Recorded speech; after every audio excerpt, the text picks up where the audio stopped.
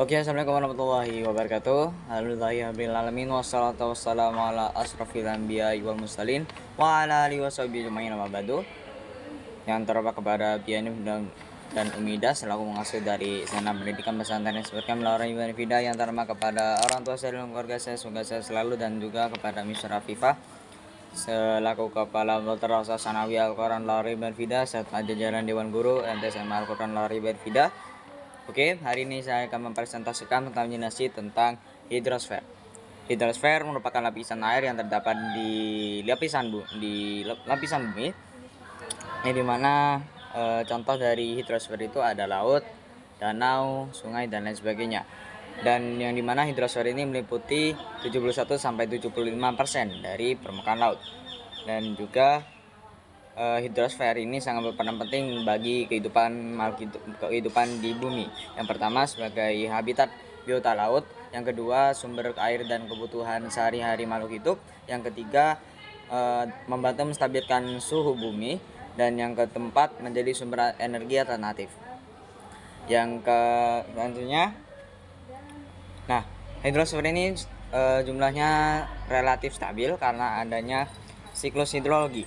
Nah, selanjutnya kita membahas tentang siklus hidrologi. Nah, siklus hidrologi yang pertama, siklus hidrologi itu sendiri terbagi menjadi beberapa proses. Yang pertama ada evaporasi, transpirasi, kondensasi, presipitasi, infiltrasi, dan runoff yang terakhir. Oke, yang pertama ada evaporasi. Nah, evaporasi ini merupakan proses yang dimana air yang ada di permukaan bumi itu menguap. Karena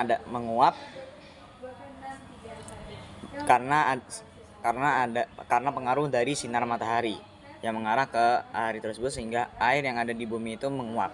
Nah, selanjutnya ada transpirasi, yaitu penguapan air yang terjadi yang berasal dari makhluk hidup, contohnya pepohonan, tumbuhan, hewan, manusia, dan lain sebagainya. Selanjutnya ada kondensasi. Yaitu uap yang dari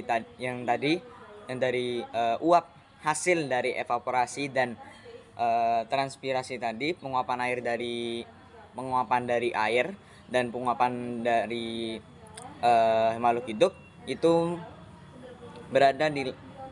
naik ke atmosfer langit, dan kemudian kumpulan uap tersebut membentuk suatu benda yang disebut awan. Nah, kemudian selanjutnya yang keempat ada presipitasi, yaitu proses setelah terkumpul proses jatuhnya air ke bumi dalam bentuk hujan, es, dan salju. Jadi setelah uap itu berkumpul membentuk awan. Nah, ketika sudah terkumpul, ada saatnya untuk dari awan itu mengeluarkan air lagi, tapi airnya jatuh dalam bentuk yang berbeda. Ada salju ketika suhu dingin, ada air dan salju dan es. Kemudian ada proses infiltrasi, yaitu peresapan air pada pori-pori tanah.